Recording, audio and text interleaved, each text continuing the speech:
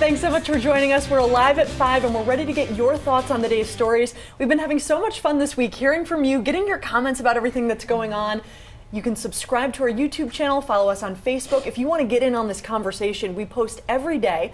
Let's get started. I'm here with Jennifer Bellamy and Natisha Lance. Jennifer, what's on your mind today? All right, so we've been talking a lot about these mass shootings that we saw over the weekend in El Paso and in Dayton, Ohio. But when you think about all the ones that we have seen recently, it's really impacting families, and some parents are saying we need to invest in bulletproof backpacks as they get ready for their kids to head back to class. One company says it's seen a 200% increase over the last year or so. So a lot of people are looking at this as an option.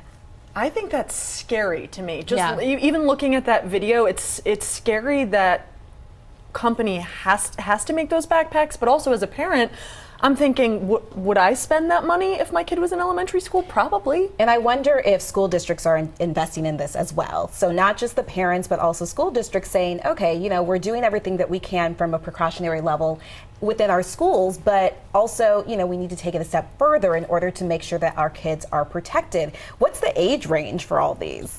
I'm not quite sure where the age range is, but I think there are options out there. And, you know, sometimes you see the even tiniest kids with huge backpacks anyway that have nothing to do with whether it's bulletproof or not. But it's just something that parents are actually having to consider now when they're getting ready to send their kids back to school. I posted this on my Facebook page, and a lot of people were really just saying that this is a sad statement about the state of our country right now. We also looked at some other comments online. Take a look at some of these. This one coming in from Neil, he says, "This isn't the picture I had in mind when I decided to bring children into this world. When we get to the point where we're outfitting elementary school kids like soldiers because Congress is too weak to stand up to the NRA and basic sensible gun laws, we are losing. #gun control."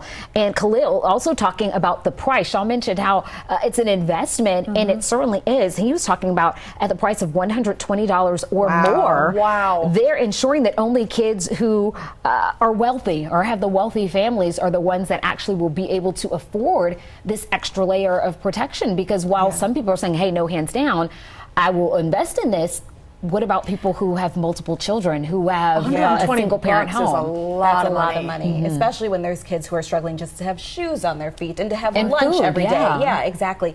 I'm not a mom yet, but I feel like I would make that investment. You are a mom. How would you feel? I mean, your son is a long ways away from being in elementary school yet, but what would you do? I think I would buy it. I really think I would, even though you think in the panic of that moment, I don't know that children would react that quickly to pull the backpack over. But as a mom, I would want to do everything I could to give my child the advantage. I just got chills talking about that. It's horrifying that this is what we have to think about. I actually read a story that schools were investing in door stoppers, like little tiny door stoppers to put under the door to make sure that they couldn't open the door. So even something as small as that, you're thinking of the tiniest little detail now, and it's scary that we're at that point. It is, but it is good to see that schools are looking for ways that they can do that. Approach. Yeah, we've even seen schools have like gates and walls that will come down. So if you know something is a threat in another area of the school, you can at least lock down part of it. So there are so many different things, especially as they're building new schools all over the country. They are using that and keeping that in mind as they build them and adding these new ways of technology as well. It's so crazy to me because I think when we were kids, the biggest thing that we had to worry about were fire drills. Oh, yeah. You know, and now what they're doing at these schools, they have to worry about gun drills or drills, you know, to prepare for an active shooter. And if you do have a bulletproof backpack, when you need to pull it out and when you need to put it over yourself to shield yourself, it's a sad statement. I agree with Neil. It's a sad statement of where we are at this point in time. And definitely our kids have to think about a lot more than we had to think about when we were growing up. The pressure is a lot different. And that relates to the story I'm talking about today, what kids are thinking about and what they're doing with their time. This was an article that got my attention because it was surprising to me. It said that the fewest amount of American teenagers are working right now than ever before in the past. I had a job when I turned 16. I had a job. J Bell? I didn't. It wasn't because I didn't try. I tried to get a job at the mall, Gwinnett Place Mall, which is no longer a thing. What much store? of a thing. It was like a shoe store. It was like Journeys or something, which is still in business. Yeah. But they were like, you don't have experience. And I was like, well, what do you want me to do? Yeah, right? You're an entry-level employee. Right. My first job was in college. Oh, so that still counts. Okay. You're still working. You're still a teenager. I was an RA. Okay. Oh, I was a that resident counts. assistant in Russell Hall. For anyone who went to Georgia, that's where all the You were freshmen lived. a rule lot of them. follower. I was. I love that about you. I do love that about you. What's the reason for this? So take a look at these statistics here. In 1979, 60% of teenagers were working. In 2018, only 35% of teens are working. That to me seems like a pretty dramatic swing, right? Yeah. 60% to 35%. The researchers didn't give a specific reason, but I think those numbers alone are like, what is going on here? I read something that it has to do with the recession. Oh, interesting. And when the recession is going on, there's more teens who are working, as well as there's more people who are working because they feel that pressure in order to bring money into the household. But when the economy is doing well, then not as many teens are working. Oh, that makes sense. But I also think there's probably something going on where, you know, the culture is, I want my child to focus on education. And, you know, we've seen the lengths that parents are willing to go to make sure that their kids can get into college, do all those other things, and being part of sports and other activities outside of school. So maybe part of that is you're so busy with all these other things, don't worry about getting a job right now. Well, there's time for that later. I mean, think you're being kind. I played soccer, I think it's part of I was in music, I was in dance, I did all that stuff, and I still have a job.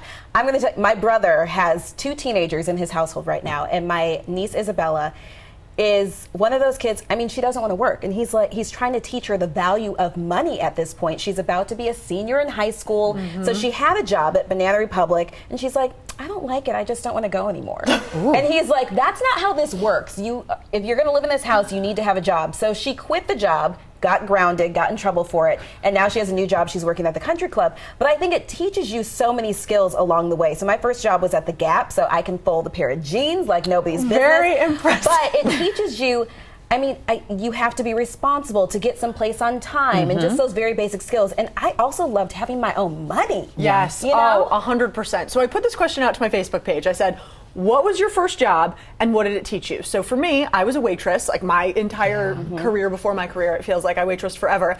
I learned responsibility, the value of doing a good job, and how to hold 3 cups in my hand, fully full soda cups. I'm impressed because I was a failed waitress. I tried to work at Papa Do's, and that's a fancy I was a hostess, and then you have to take this elaborate test in order to become a waitress. I failed 3 times. Like I could not do it. I would mess up people's orders, and they have you do it with somebody who's a more senior waiter. But yeah, Aren't there like weight requirements too? Don't you have to be able to lift enough? I guess it depends where you are waitressing. Probably. I mean, for TGI Fridays, I was just bringing out baskets of fries. I guess it does depend if they want you to bring out the big one. And 3 cups. But people on my Facebook page had so much to say about this. I want to show you some of the comments. My friend Lisa here says, one of the first jobs I had was a small town local home improvement store. I did everything from cashier duty to stocking supplies, inventory. I learned tools and nails, bolts, painting supplies. I'm very do-it-yourself and love home improvement projects.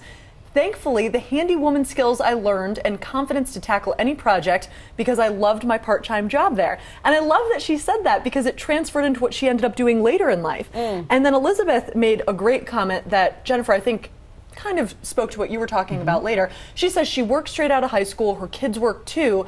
Having a job as a teen teaches responsibility, money management.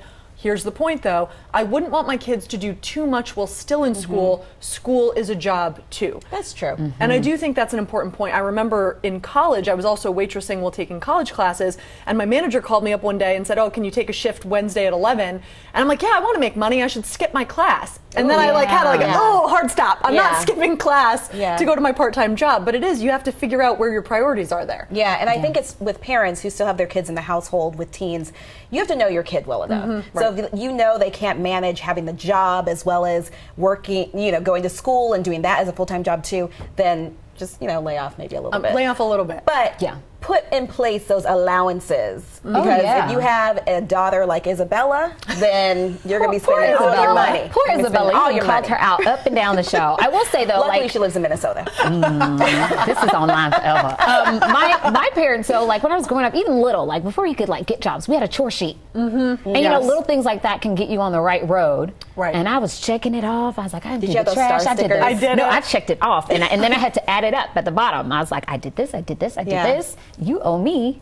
I love that. That's almost equivalent. It was. I mean, it's teaching you something. Yeah. And, math, which wasn't my favorite. So. Well, you got through it. neither. Natisha, what got your attention today? So what got my attention today, or actually I'm going to say our producer's attention today, was 10 female CEOs who gave their best piece of advice, career advice. So it's things from like, do your best, lead with integrity, don't let things get to you, dare to be different, love what you do. So here's my issue with this. So they're CEOs, they're at the top of their game at this point. So I think they've earned the right to say, these are tried and true. You know, I've tested these things out. I've made it to the level of being a CEO.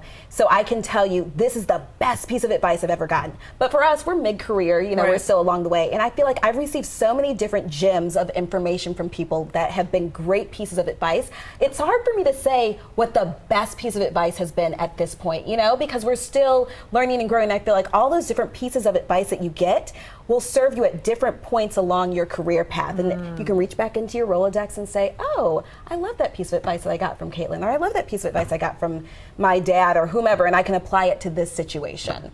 Right, that's a really good point. One that I think it's not the best piece of advice that I got, but it's one that I think about a lot, was stop saying sorry. Oh, so for me, it's like, I run into someone, sorry, I open the door at the same time, sorry, I go to check out, sorry, and they said, stop saying that because it puts you in a defensive position. So really intentionally, I say to myself, excuse me.